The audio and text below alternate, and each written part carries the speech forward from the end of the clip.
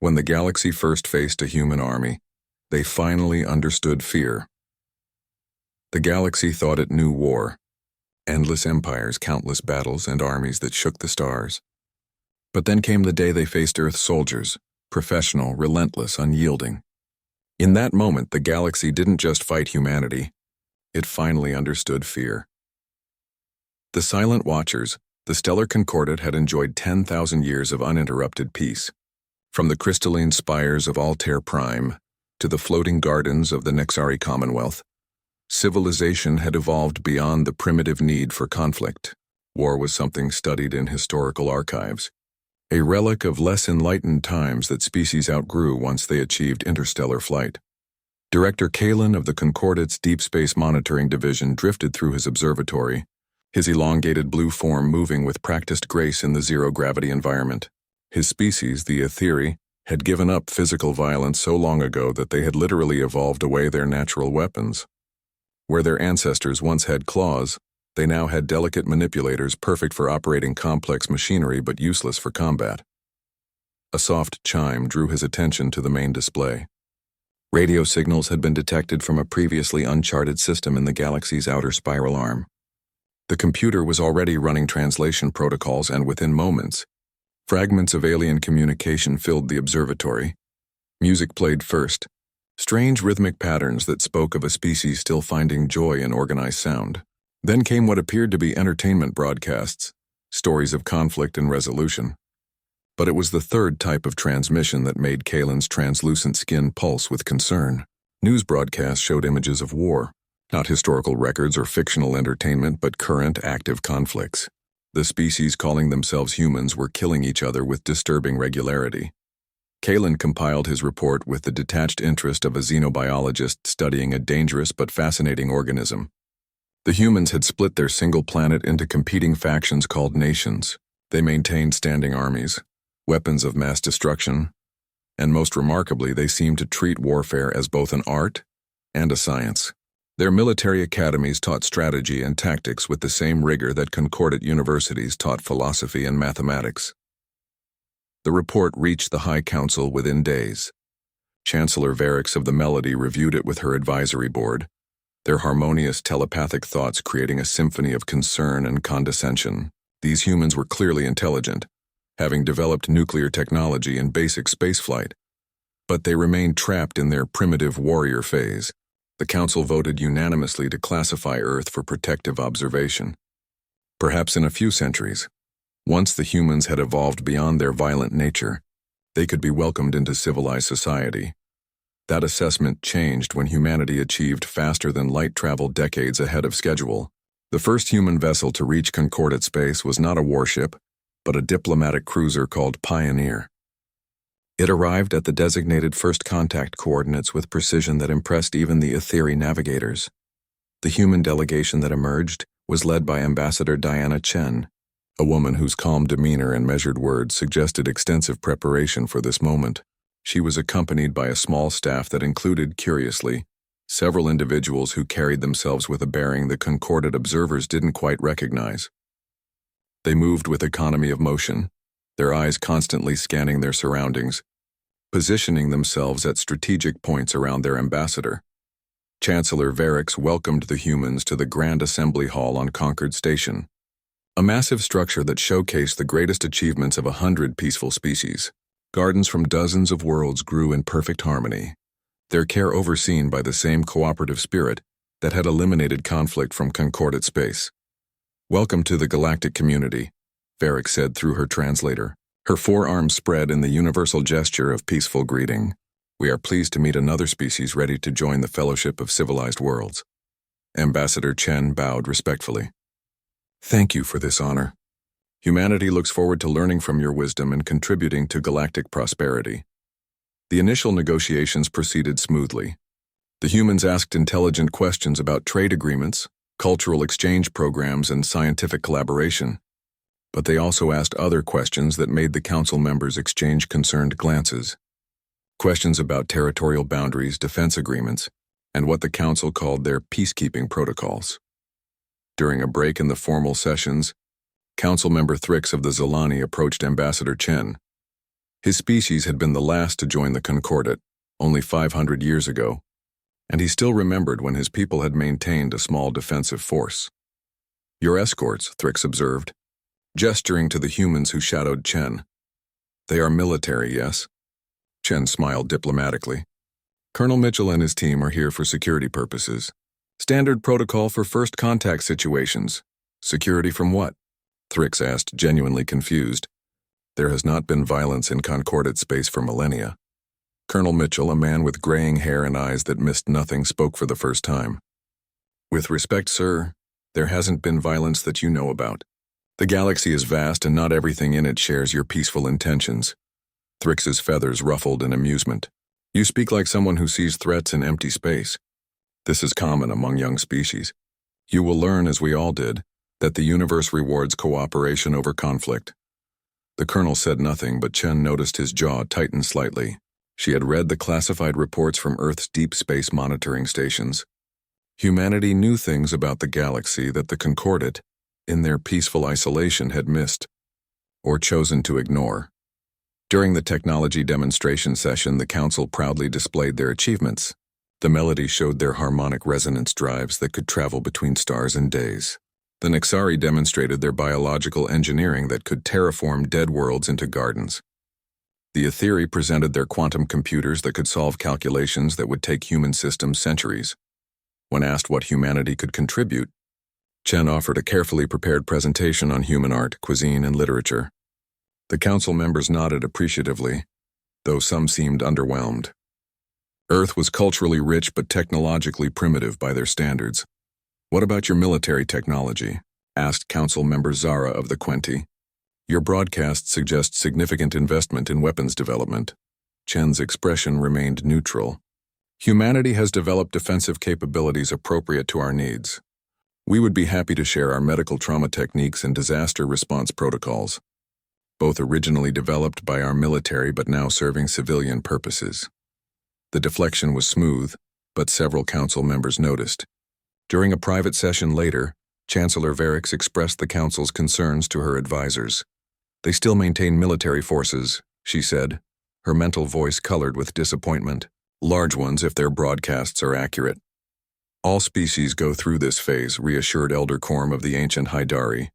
"My own people maintained armies for 3 centuries after achieving spaceflight before we realized their futility. The humans will learn. Should we offer them protected status?" asked another advisor. "Guide them toward peaceful development?" "Yes," Varix decided.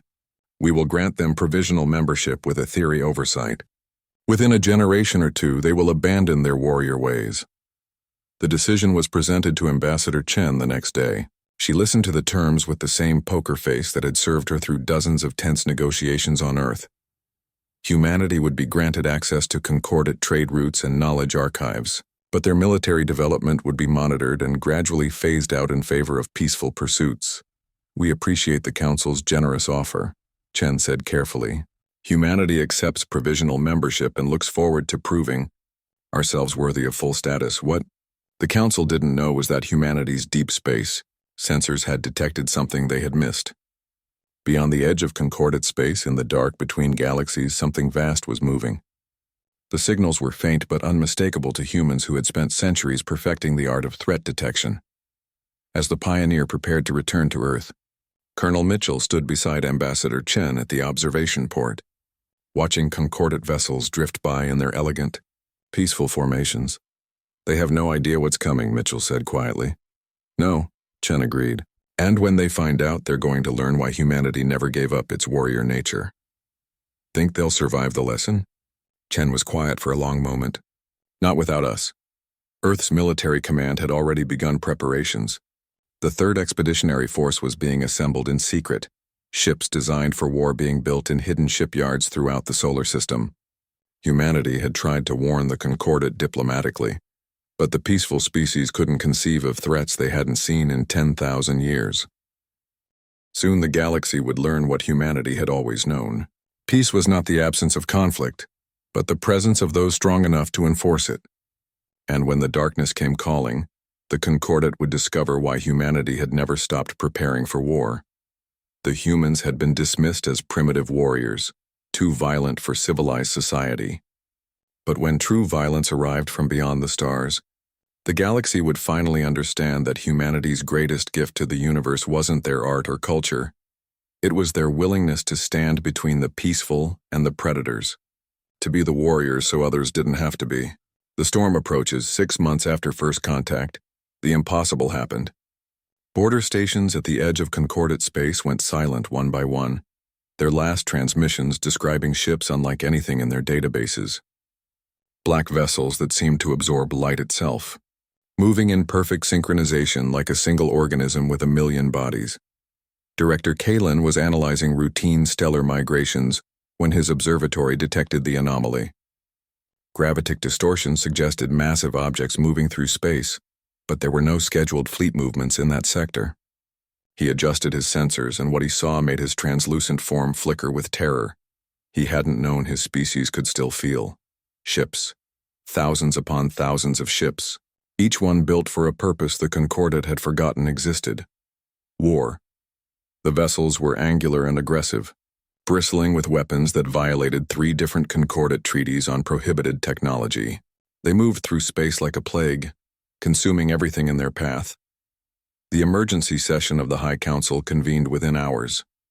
Representatives from all member species gathered in person or by hologram, their usual ceremonial greetings abandoned in the face of crisis. Chancellor Varric stood at the center, her forearms trembling as she presented the data. "They call themselves the Vorthak Swarm," she announced, her harmonious voice cracking with stress. "First contact attempts have failed. They do not respond to any communication except to demand complete surrender." "Surely they can be reasoned with," suggested Elder Corm. "All sapient species understand the benefits of cooperation." The main display activated, showing the last transmission from Border Station 7. The Vorthak were insectoid beings, standing 3 meters tall with natural armor plating and multiple weapon-adapted limbs. Their representative spoke in a clicking language that the translators converted to flat, emotionless words. "The Concordate will submit or be consumed. Your resources will serve the swarm. Your species will be integrated or eliminated. You have 7 rotations to comply." The transmission ended with images of Border Station 7 being torn apart by Vorthak assault craft. The 1,000 souls aboard were given no chance to evacuate. The peaceful scientists and traders were simply eliminated as inefficiently as the station itself. "We must deploy the peacekeeping forces," Council Member Thrick said, though his voice lacked confidence. "Show them we will defend ourselves." The Concordate's peacekeeping forces were assembled hastily. 300 vessels designed for disaster relief and civil mediation, equipped with defensive shields and non-lethal suppression systems. Their crews were trained in de-escalation and crowd control, not warfare. They approached the Vorthak fleet broadcasting messages of peace and offers to negotiate. The battle, if it could be called that, lasted less than an hour. The peacekeeping vessels' shields, designed to deflect space debris, crumbled under concentrated plasma fire.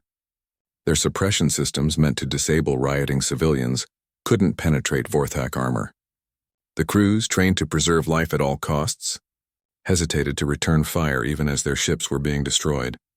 Only 43 vessels escaped, their traumatized crews bringing reports of carnage that the Concordate hadn't witnessed in 10 millennia. The Vorthak hadn't just defeated them, they had dismissed them as barely worth the ammunition. In desperation, Chancellor Varric authorized a general distress call to all member species, even those with provisional status. The response came from an unexpected source. Concordate Command, "This is Admiral Rebecca Harrison of the United Earth Space Force. We are prepared to render military assistance." The council chamber erupted in surprised discussion. The humans, the primitive warriors they had placed under protective oversight? "Admiral Harrison?" Varric responded carefully. "We appreciate your offer, but human vessels are not equipped for this level of conflict." There was a pause before Harrison replied. "Chancellor, with respect, you haven't seen human vessels equipped for war. The 3rd Expeditionary Force is standing by at these coordinates.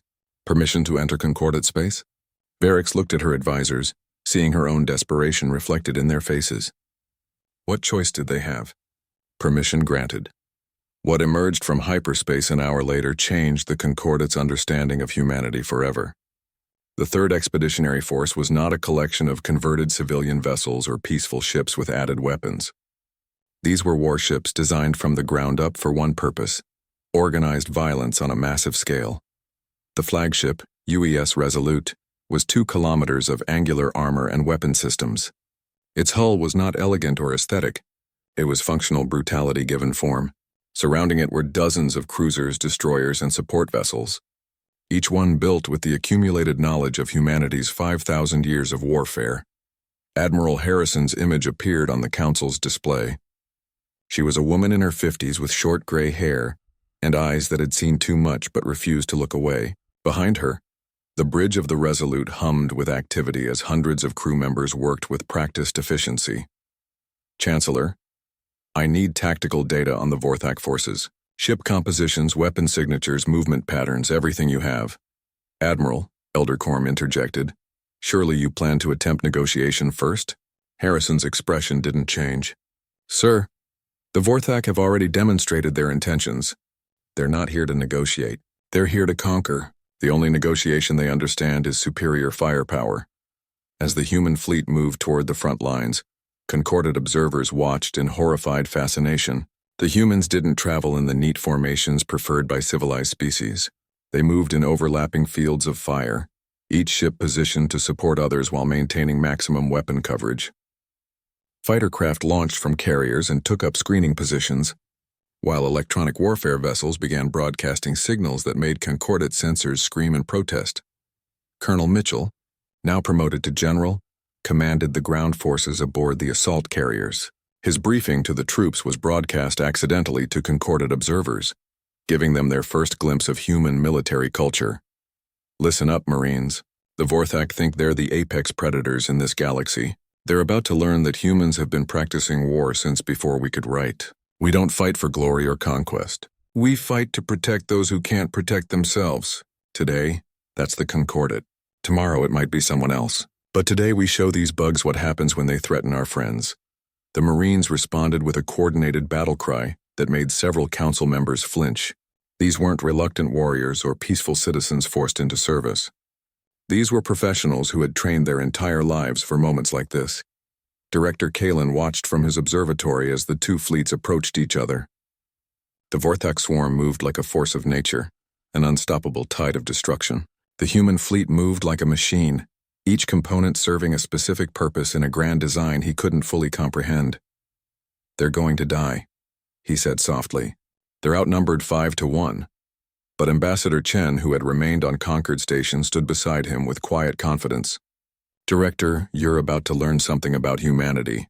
We don't fight fair. We fight to win. The first long-range exchanges began when the fleets were still thousands of kilometers apart. The Vorthak launched waves of plasma torpedoes, their standard opening move that had destroyed the peacekeeping forces. The human response was unlike anything in concordant military theory. Instead of taking defensive positions, the human destroyers accelerated toward the incoming torpedoes, launching countermeasures that created a wall of explosions between the fleets. Behind this screen, human cruisers launched their own weapons, not at the Vorthak ships but at specific coordinates in empty space. The Vorthak, confident in their numerical superiority, pressed forward through the explosion screen. They emerged directly into a carefully prepared kill zone. The human weapons hadn't been aimed at empty space. They had been calculating where the Vorthak would be, not where they were. Nuclear explosions blossomed among the Vorthak formation, not the clean energy weapons preferred by civilized species, but raw atomic fire that turned space itself into a weapon. The electromagnetic pulses disrupted Vorthak systems, while kinetic weapons, simple chunks of metal accelerated to fractional light speed, punched through armor that had been weakened by the nuclear assault. But this was just the opening movement. As the Vorthak fleet reeled from the initial assault, smaller human vessels appeared from hyperspace at multiple vectors. They had used the main fleet as bait while positioning themselves for flanking attacks. The battle for the galaxy's survival had truly begun. The unleashing, the Battle of Concordance Point, would later be studied in military academies across the galaxy.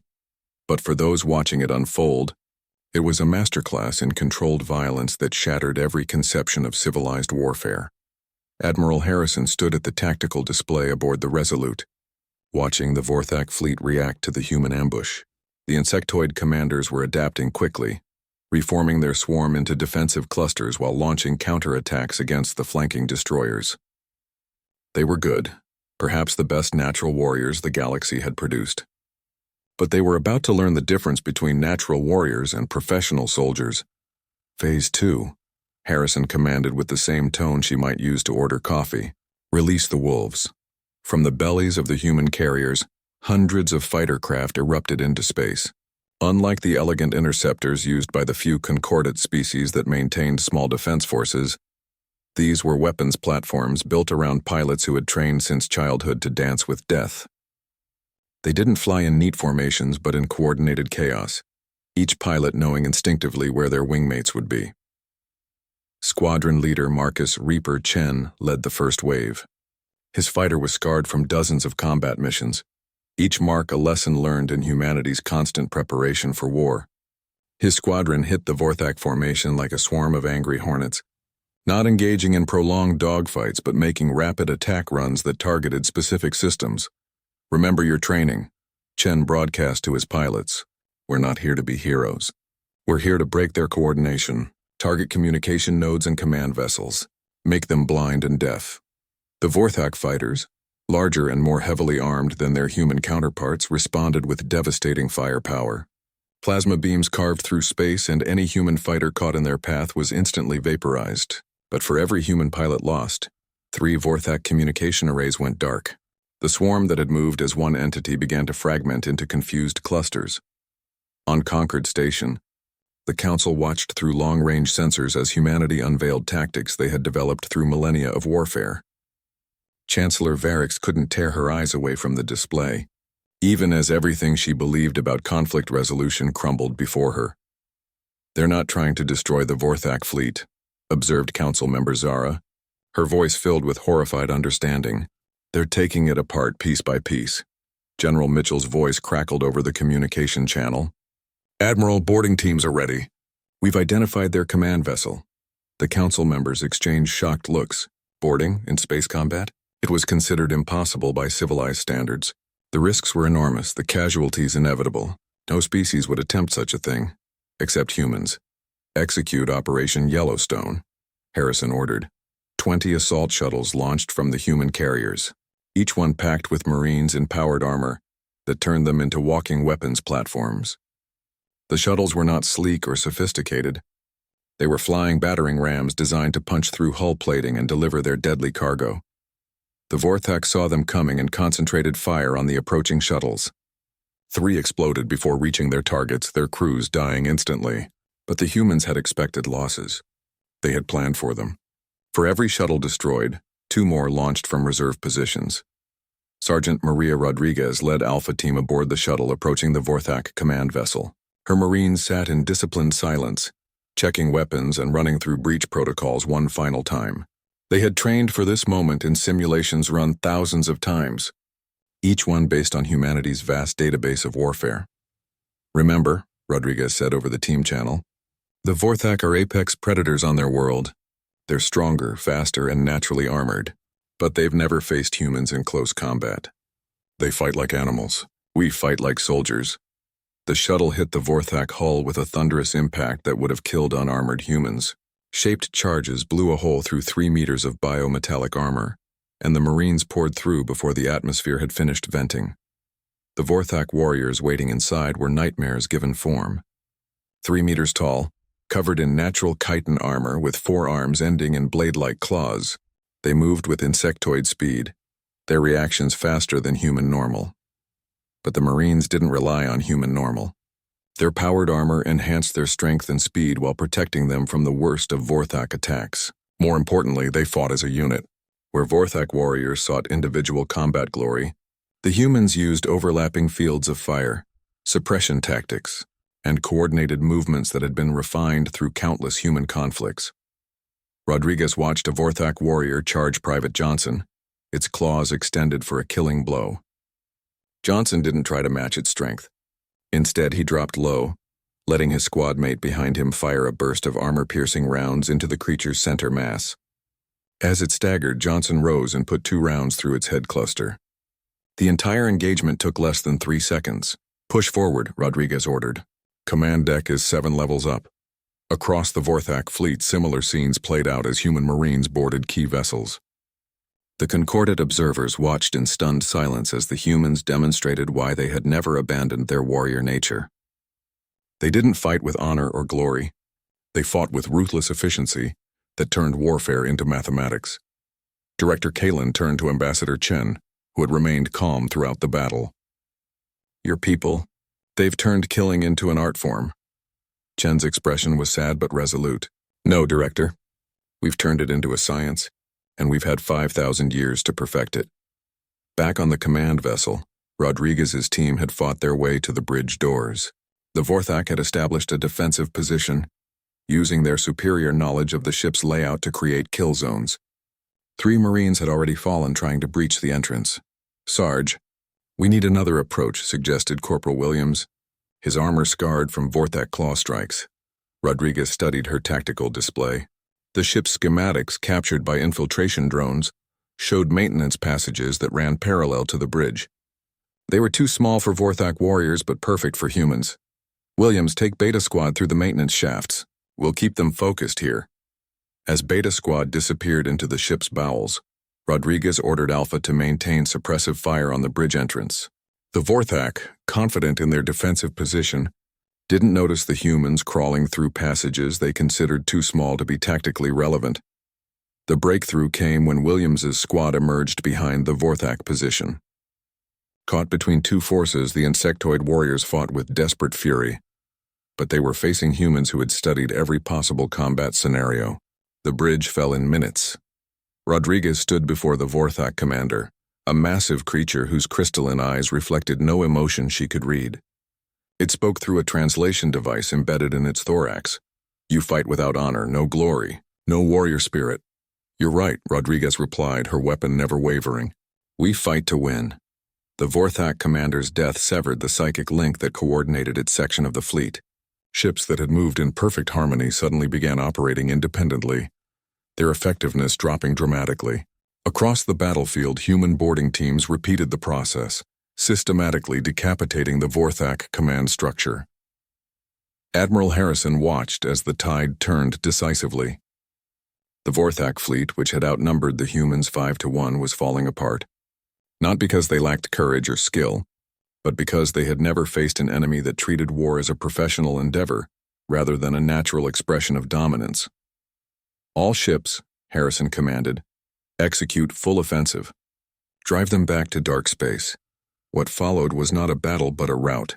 Human ships pressed their advantage with mechanical precision, allowing no respite for the Vorthak to regroup. Fighter squadrons harassed retreating vessels while capital ships delivered devastating broadsides to any that tried to make a stand. But humanity's greatest psychological weapon was yet to be deployed. As the Vorthak fleet retreated, human electronic warfare vessels began broadcasting on all frequencies. The message was simple, recorded in the Vorthak's own language using samples captured during the boarding actions. "This is humanity. We are the guardians of this galaxy. Return to dark space and never come back. This is your only warning." The implications were clear. The humans hadn't even deployed their full strength. This devastating defeat had been delivered by a single expeditionary force, a fraction of humanity's true military might. On Concord Station, the Council sat in stunned silence as the last Vorthak vessels disappeared into hyperspace. The immediate threat was over, but the larger implications were just beginning to sink in. The primitive warriors they had condescended to just months ago had saved them all, but at what cost to the galaxy's soul? The new reality. The Grand Council chamber had never been so quiet. Representatives from 47 species sat in contemplation of a reality that challenged everything they had believed about civilization's evolution. The Vorthak invasion had been repelled, but the victory belonged entirely to humanity, the species they had deemed too primitive and violent for full membership. Chancellor Varick stood at the central podium, her forearms folded in a gesture of deep thought. The holographic displays around the chamber showed the aftermath of the battle. Debris fields where Vorthak vessels had been systematically destroyed. Human ships maintaining patrol formations at the galaxy's edge. And most unsettling of all, the calm efficiency with which human crews went about post-battle operations, as if the devastating conflict had been merely another day's work. Ambassador Diana Chen entered the chamber, accompanied by Admiral Harrison and General Mitchell. They moved with the same purposeful stride that had unnerved the Council during first contact, but now that movement was understood. These were not diplomats playing at being soldiers. These were soldiers who could play at being diplomats when necessary. The Vorthak fleet has retreated beyond sensor range, Admiral Harrison reported with military brevity. We've established monitoring stations at key hyperspace junctions. If they return, we'll have advance warning. Elder Korm of the Haidari spoke first, his ancient voice carrying the weight of shattered assumptions. Admiral, your tactics. They violated every principle of civilized warfare. No attempts at negotiation, no quarter given, no honor in combat. Harrison's expression remained neutral. With respect, Elder, we followed the only principle that matters in war. Victory with minimal friendly casualties. We lost 312 human lives. The Concordat peacekeeping forces lost over 3,000 in their first engagement. Which approach showed more respect for life? The uncomfortable truth hung in the air. The humans' brutal efficiency had saved countless lives by ending the conflict quickly and decisively. Council Member Thrix leaned forward. How did you know? How did humanity prepare so perfectly for a threat we didn't even know existed? General Mitchell answered. We didn't know about the Vorthak specifically, but we knew something would come. It always does. That's paranoid thinking, protested Council Member Zara. No, Mitchell replied calmly. It's historical pattern recognition. On Earth, every period of peace was followed by war. Every civilization that forgot how to fight was conquered by those who remembered. We learned that the universe doesn't care about our desire for peace. It only respects strength. Director Kalin, who had observed the entire battle from his station, asked the question everyone was thinking. What happens now? You've demonstrated that humanity possesses military power that dwarfs our combined capabilities. Are we now subjects of a human empire? The question sparked nervous murmurs throughout the chamber. They had been saved by the humans, but what if their saviors became their conquerors? Ambassador Chen stepped forward, and her next words would reshape galactic politics forever. The Concordat faces a choice. You can return to your isolation, pretending the universe is peaceful while threats gather in the darkness, or you can accept reality and prepare to defend yourselves. And if we refuse? Chancellor Varix asked quietly. Chen's expression was sympathetic but firm. Then humanity will defend you anyway, because that's what we've chosen to be. But we won't do it alone forever. The Vorthak were just scouts. Our deep space monitors have detected at least 3 other aggressive species moving toward this galaxy. You need to decide, will you be protected children or partners in your own defense? The debate that followed lasted days. Some species argued for maintaining their peaceful ways, trusting humanity to shield them.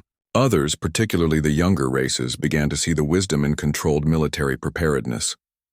The Cathari, despite their losses, requested human military advisors to retrain their ceremonial warriors into effective soldiers. During a break in discussions, Ambassador Chen found herself in the station's observation deck with Director Kalin. They watched human and Concordat vessels working side by side to clear the battle debris. Your species frightens us, Kalin admitted. Not because you're violent, but because you're so good at it. You've turned warfare into something cold and calculated. Chen nodded slowly. We frighten ourselves sometimes, Director. Every human soldier carries the weight of knowing what we're capable of, but we also carry the responsibility of using that capability to protect, not conquer. How do you maintain that balance? By never forgetting the cost, Chen replied. Every human military academy teaches history alongside tactics. We study not just how to win wars, but why they started, and what could have prevented them. We know that the moment we start enjoying war rather than seeing it as a necessary evil, we become the monsters we fight against. A week later, the Council reconvened for a historic vote. The measure on the floor was unprecedented. The establishment of the Galactic Defense Initiative, with humanity as senior military advisors to all member species. It would mean the militarization of the Concordat, the end of 10,000 years of pure pacifism. Chancellor Varix called for the vote. One by one, species representatives cast their decisions. The final tally was 38 in favor, 9 abstaining. None voted against. Even those who abstained understood the necessity. They simply couldn't bring themselves to formally endorse it. Admiral Harrison was appointed Supreme Commander of the new initiative. Her first act was to establish military academies on 12 different worlds. each one staffed by human instructors who would teach alien species the art and science of warfare. But humanity's influence went beyond simple military training. They introduced concepts that the Concordat had never considered: military medical corps that could save lives under fire, engineering battalions that could build or destroy with equal efficiency, intelligence services that could prevent wars through information superiority. Most importantly, they taught the philosophy of the professional soldier. War was not about glory or conquest. It was about protecting those who couldn't protect themselves, about standing between civilization and chaos. The first mixed species battalion graduated 6 months later. Humans, Etheri, Cathari, and a dozen other species standing in formation, united not by the desire for war but by the determination to be ready for it. They were no longer peaceful species playing at being soldiers or warriors pretending to be civilized. They were professionals, trained to apply controlled violence in defense of peace. General Mitchell addressed the graduation ceremony.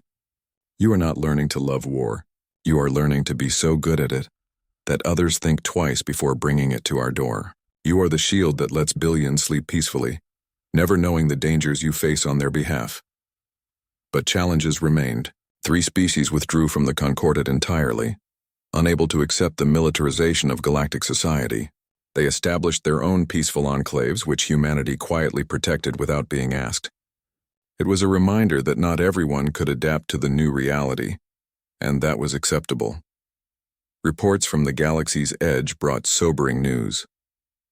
The Vorthak were regrouping, and long-range sensors detected 2 other species probing Concordat boundaries. The Zerathi, a machine intelligence that consumed organic life to fuel its expansion. The Devourers, a biological horror that converted entire ecosystems into extensions of itself. Humanity's warning had been prophetic. The galaxy was not peaceful, it had simply been lucky. Now that luck had run out, and survival would depend on being prepared for threats that made the Vorthak look primitive. In response, Earth revealed the true scope of its military might. The 3rd expeditionary force that had saved the Concordat was indeed just 3% of humanity's active forces. Earth maintained 12 full fleets, each one capable of independent operations. Mars hosted the largest military shipyard in known space. Jupiter's moons were home to training facilities that could simulate any combat environment. But perhaps most remarkably, humanity shared this knowledge freely. They opened their military archives to Concordat researchers, revealing 5,000 years of warfare studied and documented. Every battle, every tactic, every hard-won lesson was made available to their new allies. Why? Chancellor Varix asked Ambassador Chen during a private meeting. "Why share your greatest advantage?" "Because," Chen replied, "our greatest advantage isn't our technology or tactics. It's our understanding that we're stronger together. A galaxy where humanity is the only military power is a galaxy where humanity bears all the burden. We've carried that weight on Earth for millennia. We won't make the same mistake here in the galaxy." As the first year of the Galactic Defense Initiative drew to a close, its effects were already visible. Concordat vessels now moved in tactical formations rather than peaceful processions. Species that hadn't produced warriors in millennia were graduating combat engineers and tactical officers. The galaxy was transforming, not into a military state but into a civilization that understood the price of peace. The real test came when long-range sensors detected a new threat approaching from the galactic core. Not the Vorthak, not the Zerathi, but something older and more dangerous. The hegemony of shadows, an alliance of predator species that had consumed dozens of galaxies before turning their attention to this one.